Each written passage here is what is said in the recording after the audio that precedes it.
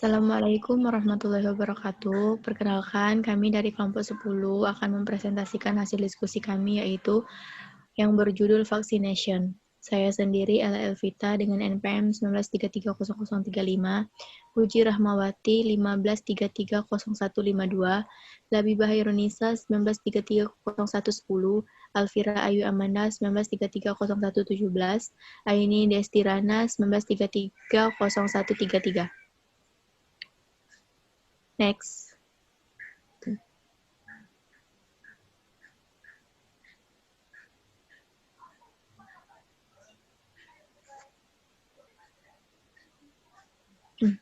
Abstrak.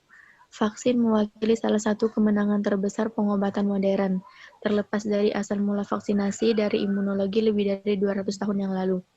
Kedua disiplin ilmu tersebut telah berkembang di sepanjang jalur yang berbeda sehingga sebagian besar vaksin yang sangat berhasil dibuat secara empiris, dengan sedikit atau tanpa wawasan imunologi. Kemajuan terbaru dalam imunitas bawaan telah menawarkan wawasan baru tentang mekanisme imunitas yang diinduksi oleh vaksin dan telah memfasilitasi pendekatan yang lebih rasional untuk desain vaksin. Kita akan membahas kemajuan ini dan tema-tema yang muncul tentang imunologi vaksinasi. Next.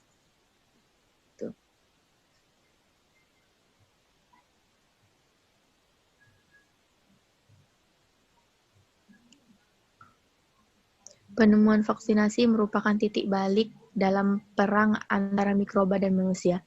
Meskipun sanitasi dan antibiotik yang lebih baik mungkin telah menyelamatkan lebih banyak nyawa, vaksin merupakan alat penyelamat hidup yang paling hemat biaya dalam sejarah.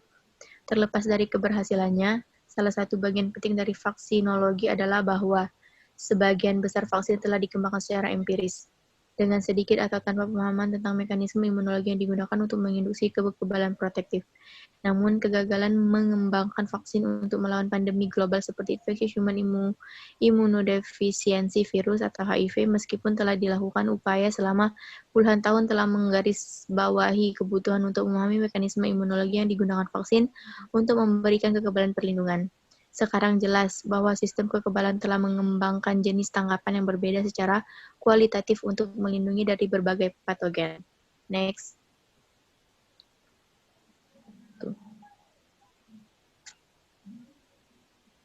Sebagai contoh, set yang berbeda dari sel T pembantu folikel, TFH sel, memproduksi interleukin, dan membantu diferensiasi sel B dan pembentukan memori sel B. Selain itu, membedakan sel T CD4+ dan CD8+ memori dapat dikategorikan menjadi subset sel memori pusat dan memori efektor, masing-masing dengan fungsi yang berbeda. Hal ini sangat menghargai pemahaman dan pemanfaatan mekanisme yang menstimulasi respon yang beragam tersebut dalam konteks vaksin terhadap patogen yang berbeda. Penelitian selama dekade terakhir telah mengidentifikasi peran mendasar dari sistem kekebalan bawaan dalam merasakan vaksin dan bahan pembantu dan dalam pemrograman tanggapan kekebalan pelindung.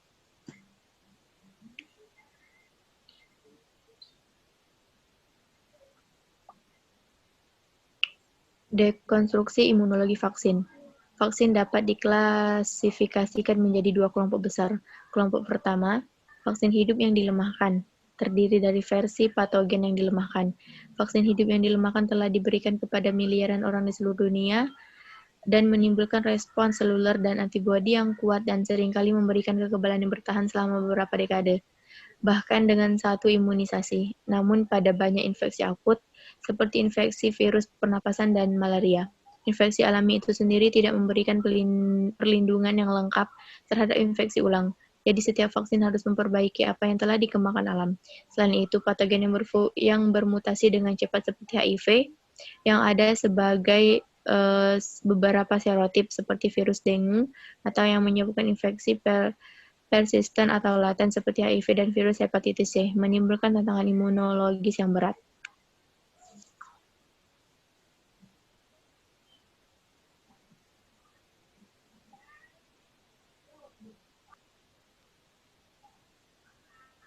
Akan dilanjutkan oleh rekan saya, yaitu Labibah Hairunisa. Selanjutnya, kelompok kedua meliputi vaksin subunit, seperti vaksin melawan rekombinan hepatitis B, vaksin toksoid yang terdiri dari racun yang tidak aktif, vaksin karbohidrat, dan vaksin konjugasi. Vaksin semacam itu biasanya mengandung zat yang disebut adjuvan yang meningkatkan besaran dan memodulasi kualitas respon imun. Meski beberapa penelitian selama beberapa dekade, berapa bahan pembantu telah dilisensikan untuk digunakan di seluruh dunia ini, termasuk tawas, SO04, dan emulsi minyak dalam air.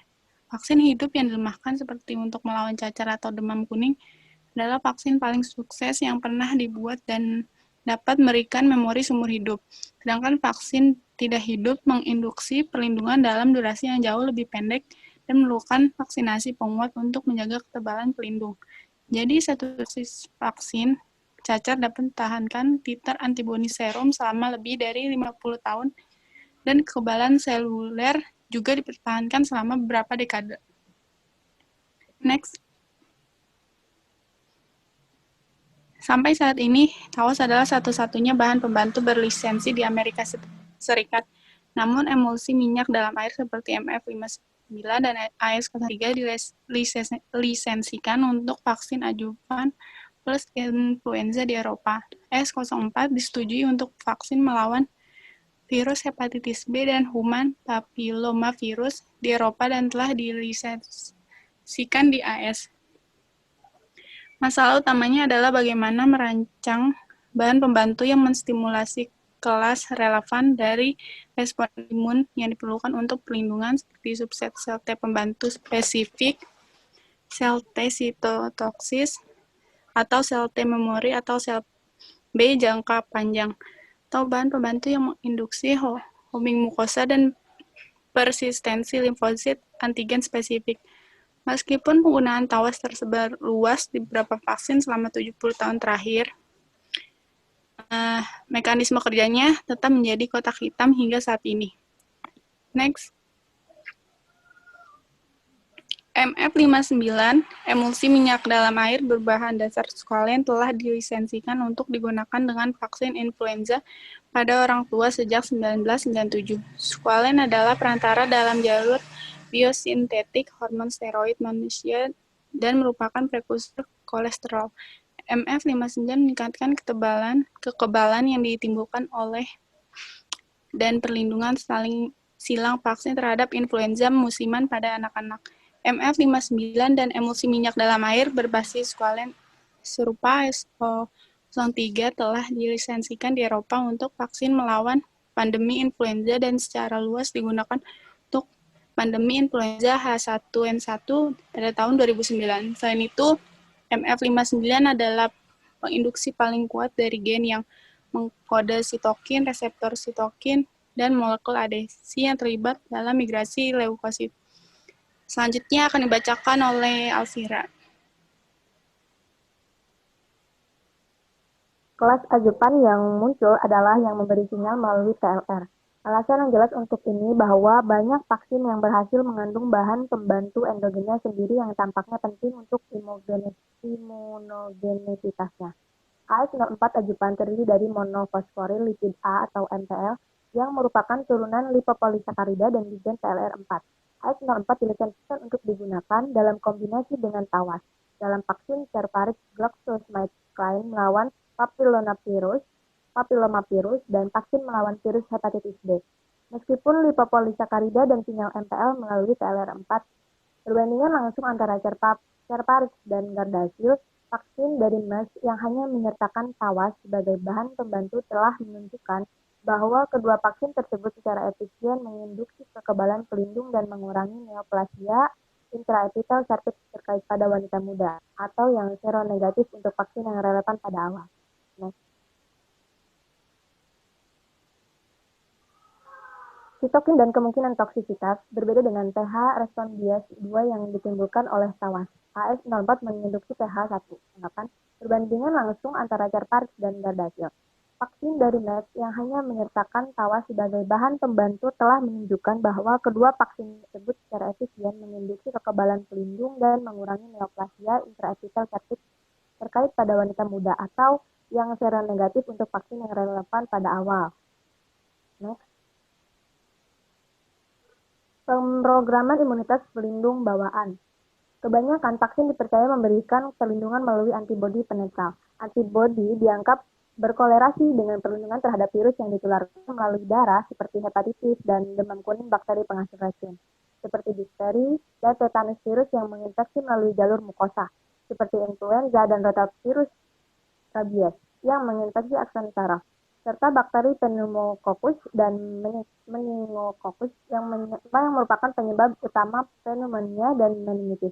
Respons antibodi spesifik antigen terhadap vaksin semacam itu diukur dengan tes seperti tes imunosorben terkait enzim yang mengukur titer antibodi pengikat, serta tes yang mengukur aktivitas antibodi fungsional, termasuk penghambatan dan netralisasi hemaglutinasi dan kapasitas opsonofagositasi.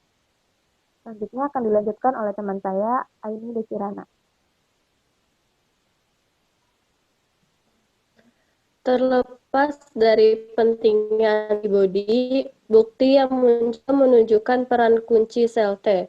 Sebagai contoh, sel T spesifik varicella persisten yang diinduksi oleh vaksinasi terhadap virus varicella berkolerasi berguna untuk perlindungan dari infeksi dan reaktivasi atau herpes zoster pada anak-anak dan orang tua. Selain itu, titer antibodi setelah vaksinasi influenza tidak dapat diandalkan untuk memprediksi resiko influenza pada lansia. Sebaliknya, korelasi terbalik antara besarnya respons sel T khusus influenza dan resiko penularan influenza telah dibuktikan.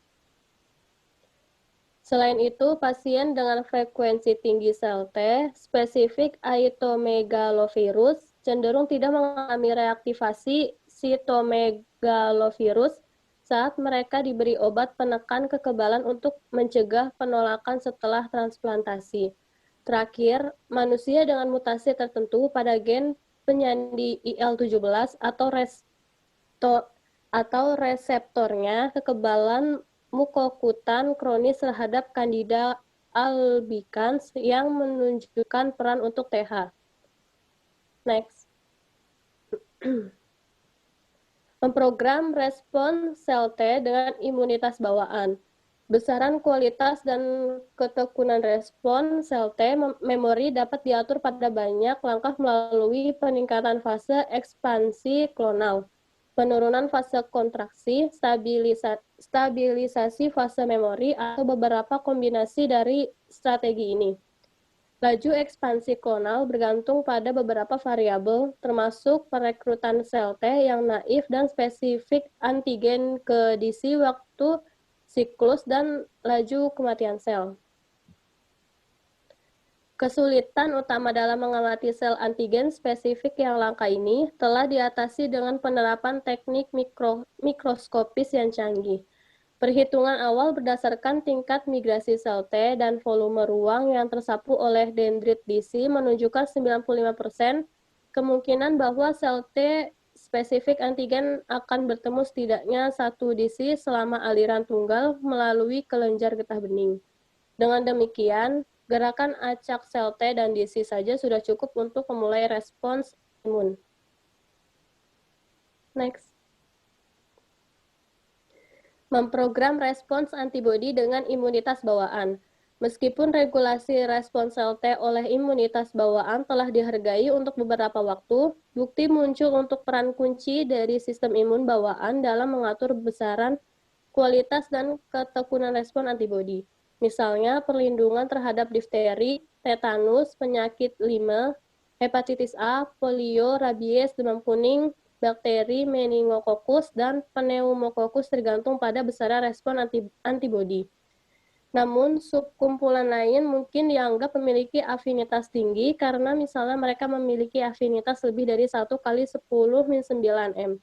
Dan subset lain mungkin memiliki fungsi efektor tertentu seperti kapasitas opsonofagoitik atau sitotoksisitas yang dimediasi sel bergantung antibodi bergantung pada bagian Fc dari antibodi.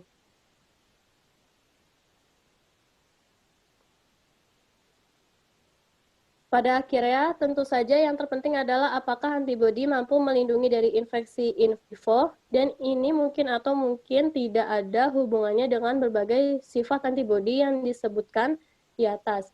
Ada banyak contoh di mana kualitas itu penting, misalnya kurangnya pematangan afinitas karena stimulasi TLR yang buruk menyebabkan peningkatan penyakit virus pernafasan siniktial.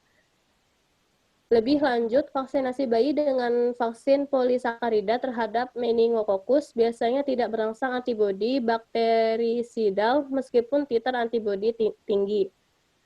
Vaksin polisakarida pneumokokus memberikan perlindungan terhadap penyakit pneumokokus invasif pada populasi lansia yang sehat.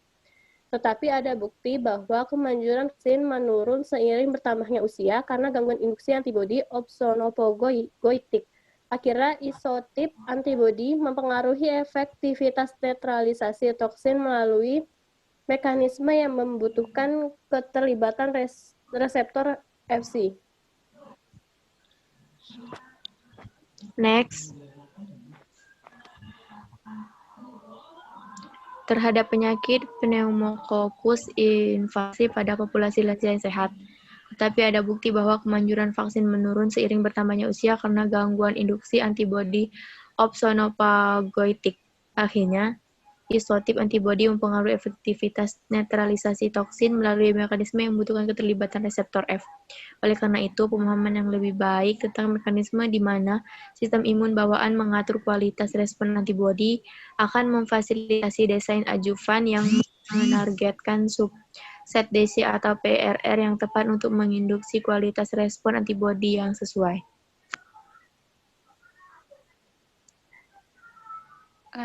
Kesimpulan. Banyak wawasan dasar dalam imunologi telah muncul dari studi model hewan seperti tikus, strain bawaan, termasuk tikus knockout dan transgenik. Namun sekarang jelas bahwa meskipun banyak kesamaannya, sistem kekebalan tikus dan manusia berbeda dalam banyak detail penting. Perbedaan-perbedaan ini menjadi hambatan bagi penerjemahan cepat penemuan dari tikus ke klinik. Ada minat yang tinggi untuk pelajari tanggapan kekebalan pada manusia.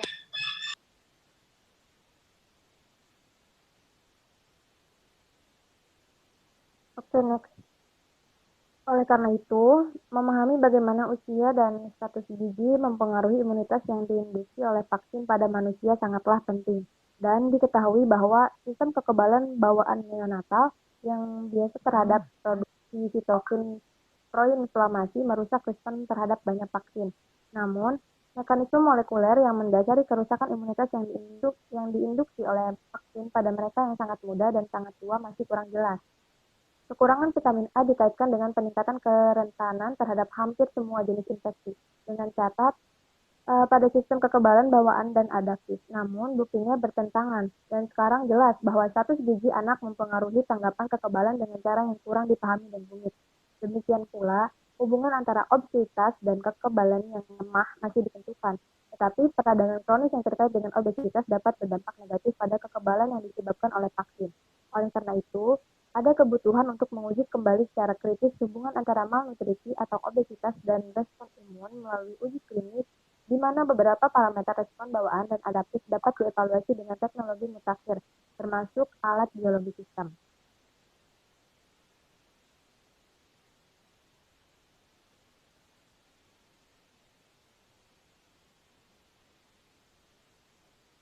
Sekian presentasi dari kelompok kami. Kurang dan lebihnya mohon maaf. Wassalamualaikum warahmatullahi wabarakatuh.